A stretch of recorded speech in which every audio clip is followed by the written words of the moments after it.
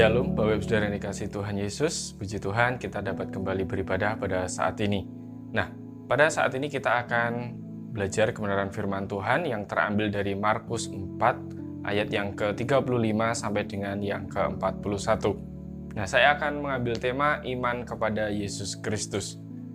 Bapak Ibu Saudara yang dikasihi Tuhan, saya akan bacakan perikop ini bagi Bapak Ibu Saudara semua. Markus 4 ayat 35 sampai dengan 41. Pada hari itu, waktu hari sudah petang, Yesus berkata kepada mereka, "Marilah kita bertolak ke seberang." Mereka meninggalkan orang banyak itu lalu bertolak dan membawa Yesus beserta dengan mereka dalam perahu di mana Yesus telah duduk dan perahu-perahu lain juga menyertai dia. Lalu mengamulah taufan yang sangat dahsyat dan ombak yang menyembur masuk ke dalam perahu, sehingga perahu itu mulai penuh dengan air. Pada waktu itu, Yesus sedang tidur di buritan di sebuah tilam. Maka murid-muridnya membangunkan dia dan berkata kepadanya, "Guru, engkau tidak peduli kalau kita binasa." Ia pun bangun, menghardik angin itu dan berkata kepada danau itu, "Diam, tenanglah." Lalu angin itu reda dan danau itu menjadi teduh sekali. Lalu ia berkata kepada mereka, "Mengapa kamu begitu takut? Mengapa kamu tidak percaya?" Mereka menjadi sangat takut dan berkata seorang kepada yang lain, "Siapa gerangan orang ini sehingga angin dan danau pun taat kepadanya?" Bapak Ibu Saudara yang dikasihi Tuhan, Yesus seringkali mengajar dengan berbagai macam perumpamaan. Hampir semuanya berkaitan dengan aktivitas atau pekerjaan-pekerjaan di darat. Misalnya seperti di ladang, di kebun, kaitannya dengan pohon anggur, pohon ara, kemudian perumpamaan tentang bendahara, tentang peternak, dan sebagainya. Nah, jarang sekali Yesus mengajar dengan perumpamaan yang berkaitan dengan aktivitas di danau atau di laut. Nah, tetapi Yesus bersama para muridnya sering mengalami berbagai peristiwa dan mukjizat yang berkaitan dengan danau. Misalnya, jala yang penuh dengan ikan, meredakan badai, Yesus berjalan di atas air, kemudian dirham yang berada di mulut ikan, dan sebagainya. Nah, seperti di dalam perikop ini yang akan kita bahas, yang akan kita renungkan pada saat ini, perikop ini mengisahkan peristiwa yang dialami Yesus beserta para murid. Sekalipun peristiwa ini bukan aktivitas pelayanan atau pengajaran yang biasa dilakukan oleh Yesus, tetapi pengalaman di dalam peristiwa ini menjadi pelajaran yang berharga bagi para murid atau juga bagi kita, orang percaya pada saat ini. Nah, peristiwa di Danau Tiberias ini merupakan sebuah fakta yang mewakili masalah yang nyata yang terjadi di dalam hidup kita. Apa saja yang dapat kita renungkan dari perikop ini? Yang pertama, bertanggung jawab atas pilihan. Bapak Ibu Saudara yang dikasihi Tuhan, hidup kita merupakan sebuah kesempatan yang diberikan oleh Tuhan. Dalam kesempatan ini ada pilihan-pilihan yang harus kita jalani, harus kita putuskan, kita mau memilih kemana. Nah, Tuhan Yesus memilih mengikuti kehendak Bapa. Dia turun ke dunia, mengerjakan rancangan yang sudah ditetapkan oleh Bapa, menjadi penebus manusia, menjadi juru selamat bagi manusia. Nah, begitu juga dengan para murid Tuhan Yesus, memilih untuk mengikuti panggilan dari Yesus untuk menjadi muridnya dan melayani bersamanya. Kita pun ada sampai hari ini juga karena telah menentukan pilihan-pilihan kita di masa lalu. Kita memilih menjadi orang Kristen, kita memilih sekolah di mana, kita memilih bekerja sebagai guru, karyawan, kita memilih pasangan hidup, kita memilih tinggal di kota atau tinggal di desa, dan sebagainya. Nah, dengan pilihan yang kita ambil, ada tanggung jawab yang mengikutinya. Ada juga resiko yang harus siap kita hadapi dan siap kita tanggung. Di ayat yang ke-35 dan ke-36, di sana dikatakan, pada hari itu, waktu hari sudah petang, Yesus berkata kepada mereka, "Marilah kita bertolak ke seberang." Mereka meninggalkan orang banyak itu lalu bertolak dan membawa Yesus beserta dengan mereka dalam perahu, di mana Yesus telah duduk dan perahu-perahu lain juga menyertai dia. Di dalam ayat ini, Yesus dan para murid sepertinya sudah selesai menjalani aktivitas pelayanan mereka seperti biasanya. Kemudian Yesus mengajak mereka pergi ke tempat lain menyeberangi danau. Nah, kemudian waktu petang, disebutkan waktu petang itu mengindikasikan bahwa pelayanan pada saat itu sudah selesai. Nah, ketika mereka menyeberang menggunakan perahu, mungkin mereka memilih jalan ini supaya ada kesempatan bagi mereka untuk beristirahat dan mempersiapkan pelayanan di tempat berikutnya.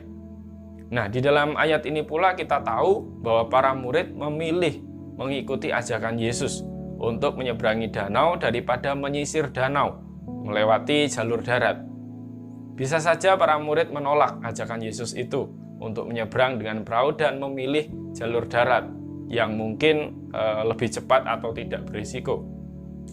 Nah, namun para murid memilih menyeberang bersama Yesus. Mereka bertanggung jawab atas pilihan yang mereka sudah pilih, dan sudah seharusnya mereka juga sudah siap dengan segala risikonya. Ini menunjukkan bahwa mereka semua adalah murid-murid yang taat kepada Yesus, mengikuti perintah Yesus. Mungkin mereka merasa nyaman dan aman karena Dia bersama mereka, karena Tuhan Yesus menyertai mereka.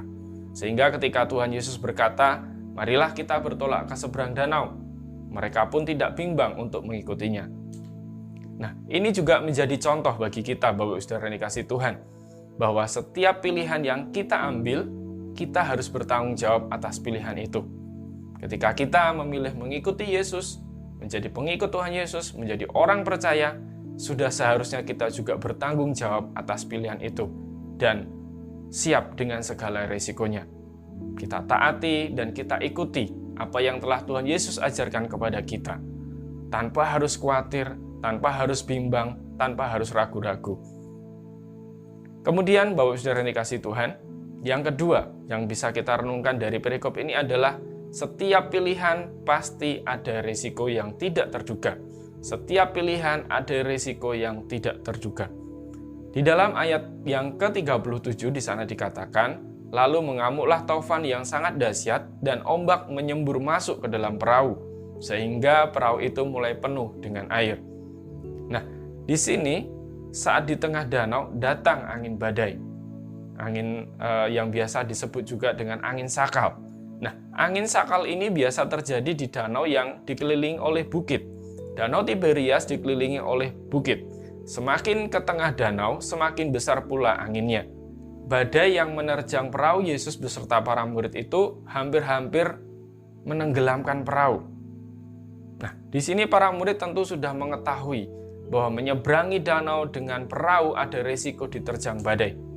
Kita tahu beberapa murid Yesus adalah seorang nelayan, seperti Petrus, Andreas, Yakobus, dan Yohanes. Mereka tentu juga sudah mempertimbangkan hal itu, dan bahkan mungkin hal itu sudah menjadi sesuatu yang biasa bagi mereka. Mereka terbiasa menghadapi badai, mereka terbiasa menghadapi angin yang mengamuk di tengah danau. Namun ternyata pada peristiwa ini berbeda. Sepertinya mereka menghadapi badai yang lebih ganas, lebih sulit ditaklukkan, yang membuat mereka kewalahan untuk mengendalikan perahunya. Ya, memang rasanya mustahil, Bapak Saudara yang kasih Tuhan, jika mereka yang pernah menjadi nelayan itu tidak sanggup menghadapi badai pada saat itu. Namun, pada kenyataannya, badai itu menerjang dan mengombang-ambingkan perahu, bahkan air mulai masuk ke dalam perahu, dan mungkin perahu itu mulai tenggelam. Nah, di sini, Bapak Saudara yang kasih Tuhan, badai itu akhirnya membahayakan keselamatan mereka semua. Badai itu mengancam keselamatan mereka semua. Seperti halnya di dalam hidup kita, Bapak Saudara yang kasih Tuhan. Apa yang terjadi di dalam kehidupan kita tidak selamanya berjalan dengan mulus atau lancar. Setiap keputusan yang kita pilih pun terkadang memang sudah kita antisipasi resikonya. Namun, tidak jarang ada masalah-masalah yang tidak terduga. Bahkan angin ribut masalah tentu akan membuat segala sesuatu yang sudah kita rencanakan, sesuatu yang sudah kita susun menjadi gaduh, menjadi berantakan, menjadi kacau balau. Nah, bisa saja masalah itu berupa masalah keuangan di dalam keluarga kita, masalah hubungan keanggotaan keluarga, misalkan masalah pekerjaan, atau berupa bencana alam atau wabah yang terjadi pada saat ini, Bapak Saudara kasih Tuhan. Kita memang harus siap dengan kemungkinan-kemungkinan yang tidak terduga itu. Sekalipun kita sudah merasa berpengalaman, bukan berarti kita boleh lengah atau menyepelekan. Nah, di dalam peristiwa di Markus ini, peristiwa yang dialami oleh para murid dan Tuhan Yesus ini mengajarkan kepada kita bahwa masalah yang tidak terduga, yang mungkin rasanya kita bisa mengatasinya kadang-kadang itu tidak bisa disepelekan. Jika kita tidak siap, bisa saja kita menjadi salah langkah. Kita semakin memperburuk keadaan. Ini juga yang terjadi pada para murid pada saat itu. Badai ini mengakibatkan mereka menjadi salah bersikap. Nah, yang ketiga, melibatkan Tuhan dalam setiap pilihan. Yang ketiga yang bisa kita renungkan adalah melibatkan Tuhan dalam setiap pilihan. Di ayat yang ke-38, pada waktu itu Yesus sedang tidur di buritan di sebuah tilam. Maka murid-muridnya membangunkan dia dan berkata kepadanya, "Guru, engkau tidak peduli kalau kita binasa." Bapak Ibu Saudara yang dikasihi Tuhan, Yesus tidur mungkin karena kelelahan. Para murid panik ketika badai menerjang perahu mereka. Kemudian mereka membangunkan Yesus dan berkata, "Guru, engkau tidak peduli kalau kita binasa." Badai yang menerjang perahu membuat para murid menjadi khawatir dan panik, menjadi takut, menjadi ragu-ragu, menjadi tidak bisa berpikir jernih. Nah, kepanikan itu pada akhirnya membuat mereka melakukan tindakan yang salah, melahirkan sikap yang salah. Kepanikan membuat mereka menyalahkan Yesus yang seolah-olah tidak peduli dengan mengatakan, "Guru, engkau tidak peduli kalau kita binasa." Perkataan para murid ini menunjukkan mereka masih memiliki sikap hati yang kurang tepat terhadap Yesus. Seharusnya mereka meminta tolong, bukan malah berpikir bahwa Tuhan tidak peduli. Memang mereka bersama-sama dengan Yesus.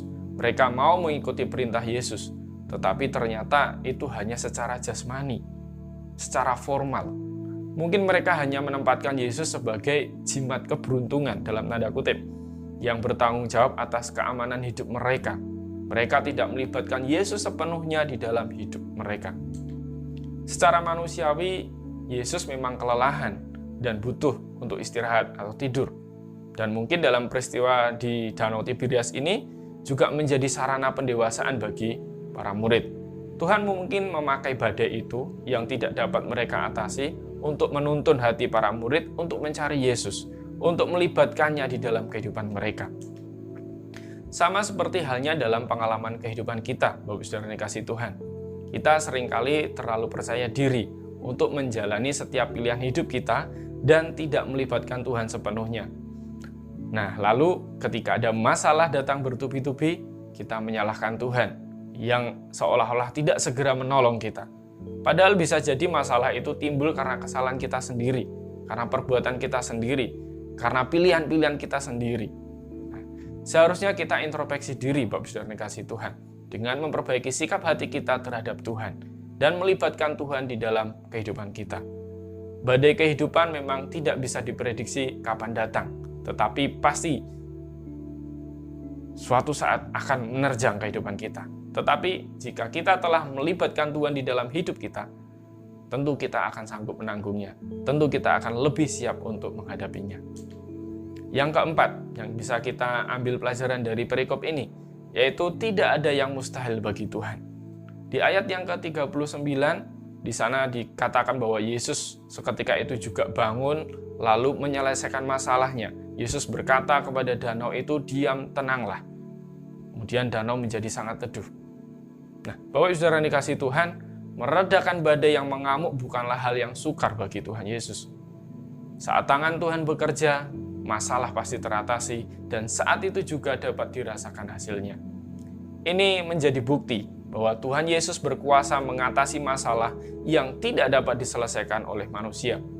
Ia tidak membiarkan para muridnya tenggelam. Mereka sudah ketakutan, mereka sudah cemas, mereka berpikir bahwa Tuhan Yesus tidak peduli kepada mereka, tetapi Tuhan membuktikan bahwa mereka peduli, bahwa mereka dipedulikan oleh Tuhan. Ini juga menjadi jawaban bagi para murid Yesus, bahwa Yesus peduli akan keselamatan mereka. Nah, peristiwa ini menunjukkan kepada kita bahwa kemampuan, keahlian, banyaknya pengalaman tidak membuat manusia selalu sanggup mengatasi masalahnya. Begitupun dalam hidup kita, Bapak Saudara yang dikasihi Tuhan. Secara jasmani, sehebat apapun kita, suatu saat pasti akan menghadapi masalah yang mungkin tidak sanggup kita atasi sendiri. Kita membutuhkan Tuhan yang sanggup menolong dan mengatasi masalah kita. Itu sebabnya tidak pernah ada yang dapat kita sombongkan di hadapan Tuhan. Kita terbatas di hadapan Tuhan, tetapi Tuhan kita tidak terbatas untuk menolong kita. Nah, ada kalanya pertolongan Tuhan rasanya datang terlambat. Tetapi kita harus ingat bahwa Tuhan adalah Allah yang peduli, Allah yang memperhatikan kita. Pertolongannya pasti tepat pada waktunya. Kita hanya perlu mengerjakan bagian kita, dan kita perlu berserah kepada Tuhan. Dan Tuhan pasti akan mengerjakan bagiannya. Kemudian, yang bisa kita ambil pelajaran yang kelima adalah ada teguran dan pertanyaan di sana. Di ayat yang ke-40 dan 41 dikatakan, lalu ia berkata kepada mereka, mengapa kamu begitu takut? Mengapa kamu tidak percaya? Ayat 41, mereka menjadi sangat takut dan berkata seorang kepada yang lain, siapa gerangan orang ini? Sehingga angin dan danau pun taat kepadanya. Bapak Saudara yang dikasihi Tuhan, di ayat-ayat ini Yesus menegur para murid yang pada saat itu cemas. Para murid ketakutan dan mereka juga bertanya-tanya siapa Yesus ini. Pertanyaan Yesus bermaksud menegur para murid yang menurut Yesus mereka sangat ketakutan dalam peristiwa itu. Mereka tidak ada keberanian untuk menghadapi tantangan atau masalah yang ada di hadapan mereka. Ini menegaskan bahwa peristiwa itu benar-benar masalah yang serius dan belum pernah mereka alami sebelumnya. Yesus juga menegur mereka yang masih saja tidak percaya, tidak memiliki iman. Dan itu juga ditegaskan dengan pertanyaan para murid tentang siapa pribadi Yesus yang ada di hadapan mereka itu. Ini menunjukkan bahwa para murid bahkan setelah mengalami peristiwa yang luar biasa itu masih belum memiliki iman seperti yang diharapkan oleh Yesus. Tidak ada jawaban dari pertanyaan Yesus dan para murid, baik yang tercatat dalam ayat ini maupun di ayat-ayat berikutnya. Hanya tercatat di sana bahwa para murid terheran-heran dan masih bertanya-tanya. Penulis Markus mungkin saja sengaja meninggalkan bagian ini dengan pertanyaan yang untuk dijawab sendiri oleh para pembacanya. Nah, sebenarnya yang mengetahui jawaban dari pertanyaan-pertanyaan ini adalah kita sendiri. Apakah kita sungguh-sungguh mengenali Yesus? Apakah kita sungguh-sungguh mengerti siapakah Yesus itu bagi kita? Apakah kita masih bingung seperti para murid? Siapa Yesus yang ada di hadapannya? Nah, Bapak Saudara yang dikasihi Tuhan, sebagai penutup, hidup yang kita jalani saat ini merupakan kesempatan yang harus disikapi dengan baik. Setiap keputusan yang kita ambil hari ini akan menentukan masa depan kita, termasuk dalam hal menentukan iman kita. Memilih untuk mengikuti Yesus dan beriman kepadanya harus siap dengan semua konsekuensinya. Salah satunya adalah dengan selalu melibatkan Tuhan dalam setiap langkah perjalanan hidup kita. Melibatkan Tuhan bukan hanya menempatkan Tuhan sebagai teman atau pendamping, melainkan secara bersama-sama kita melangkah dan menyatu di dalam kehendak Tuhan. Itu sebabnya kita harus memiliki iman yang kuat, benar-benar mengenal siapa Tuhan kita, menyadari keberadaannya, dan terus membangun hubungan yang intim dengannya. Sehingga ketika ada masalah datang, kita dapat tetap tenang menghadapinya, karena kita tahu Tuhan beserta kita. Ini yang dapat kita pelajari pada saat ini. Semoga menjadi berkat bagi kita semua. Amin.